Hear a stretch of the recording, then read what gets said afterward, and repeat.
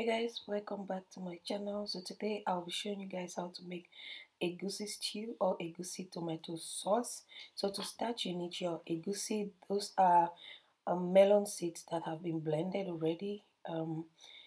If you don't know what egusi is, I'm going to insert a picture for you to see.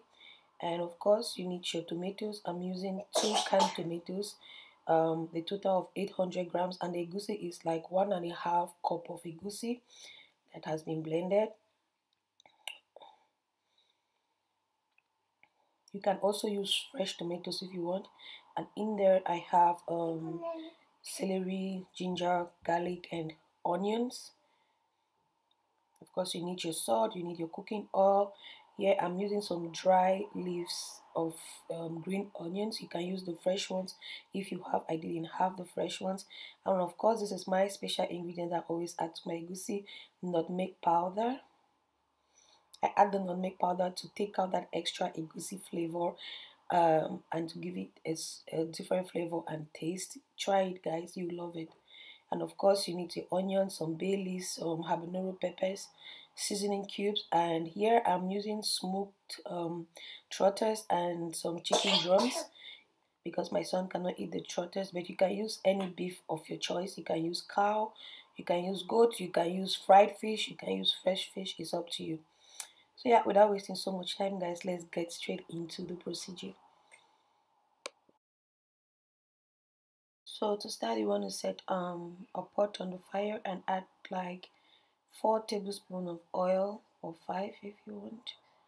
And yeah, once that comes to when it's hot, when the oil is hot, you can then go in and add your chopped onions. I use 1 chopped onions, and I chop them in big chunks because that's how I wanted them to be.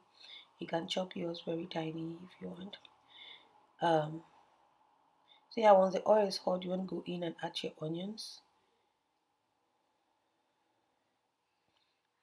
and stir. Just keep stirring for like 1 minute until it's kind of translucent. Guys, don't laugh at my wooden spoon, it's broken.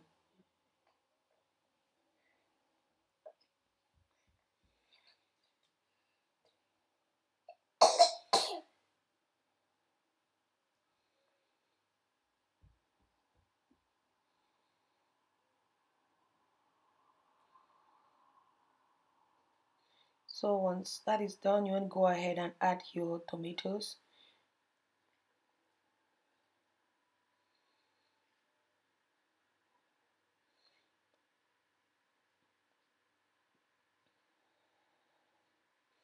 I'll advise you to always use fresh tomatoes. I didn't have enough at home, that's why I went in with the canned tomatoes. Normally, I don't really like to use canned food, but yeah, once in a while. But if you can use fresh tomatoes, it's the best and it's more healthy. It's healthier. So yeah, so just gonna let this simmer for like 5 minutes, and 5 minutes later, this is how our sauce looks like.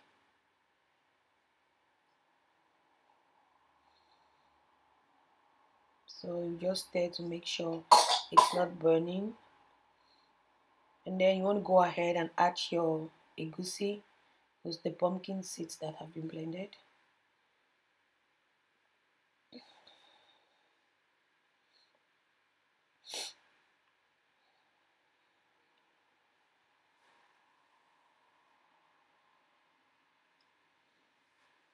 So this process, you have to keep stirring for a while. You can stir for like 3 to 4 minutes just to kind of like fry it a little bit.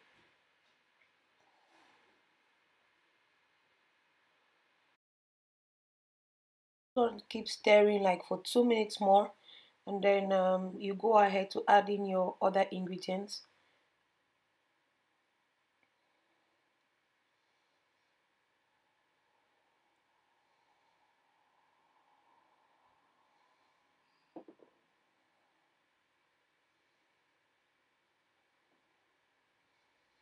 And then you just repeat the same process. You keep stirring for a while.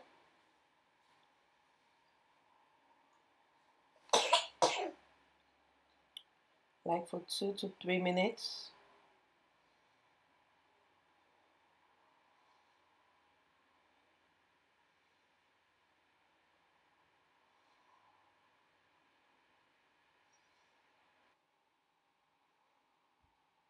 So at this juncture, you just want to cover it and let it simmer like for 5 minutes on medium heat, but you can keep checking to make sure that it's not burning.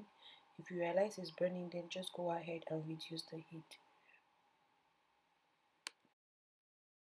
So like 3 minutes later, come and check to make sure it's not burning.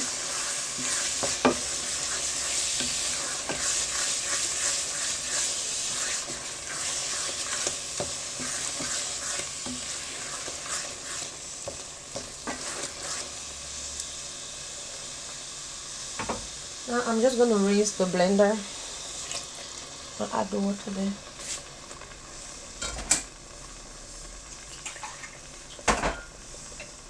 And also rinse the bowl and add.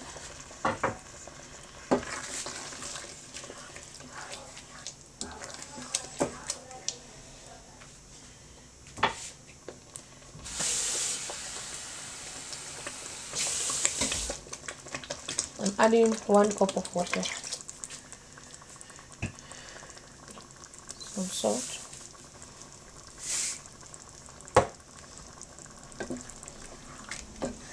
now this is up to you. You can add more water if you want your egusi sauce to be watery, but if you want to eat it with plantain, you can make it a bit dry. So that's why I added like 2 cups of water for now. I'm just going to let that cook with the egusi. Then since I didn't blend my chili because obviously my son is eating with me, I'm going to throw in my chili.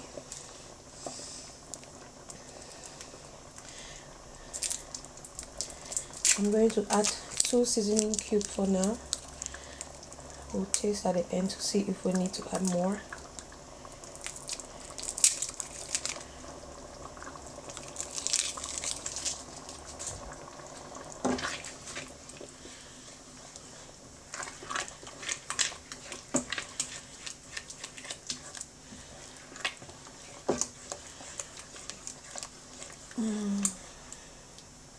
Taste.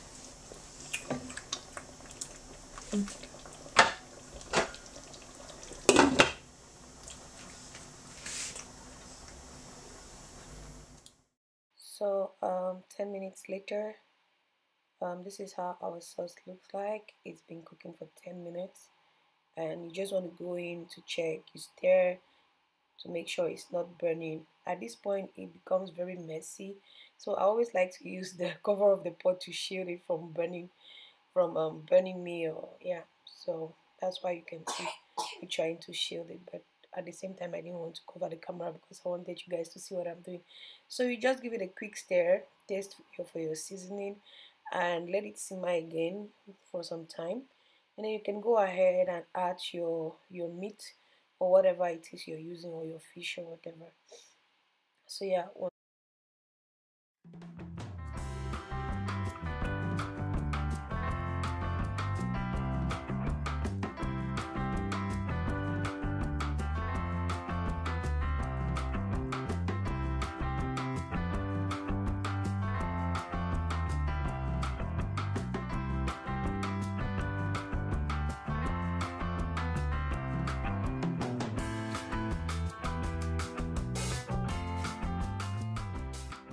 So at this juncture, you want to go in and add a little bit of vegetable oil or cooking oil. Also add your bay leaves. If you have your fresh green onions that you've chopped, go ahead and add. Because I didn't have, so I'm using the dry one. So I'm adding that also at this point, but preferably use the fresh one. And then now comes in my special ingredient, my nutmeg. I'm adding like half a teaspoon of nutmeg powder, and try this, guys. It's going to give it a whole different taste and flavor. um your sauce is going to have a whole different taste and flavor. Try it, trust me. And yeah, so now you just want to keep stirring to make sure everything is well mixed and the Maggi is everywhere and all that good stuff. And then you're going to cover it and let it simmer again for like 10 minutes, because this is because you really want the egusi to be properly cooked, because if you do not cook your egusi well, it's going to give you running stomach. So yeah, you just cover your pot and then let it cook for 10 minutes more, but you have to be checking from time to time to make sure it's not burning.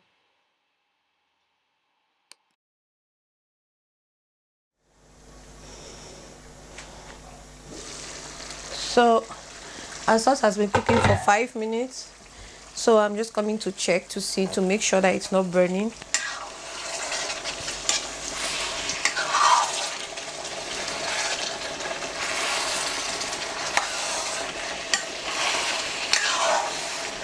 If you realize that it's burning, you go ahead and reduce the heat, but make sure you cook the egusi really well. When it's ready, you will see that the oil is going to come on top of it more. So I'm going to let this cook again for like 5 minutes and our sauce will be ready.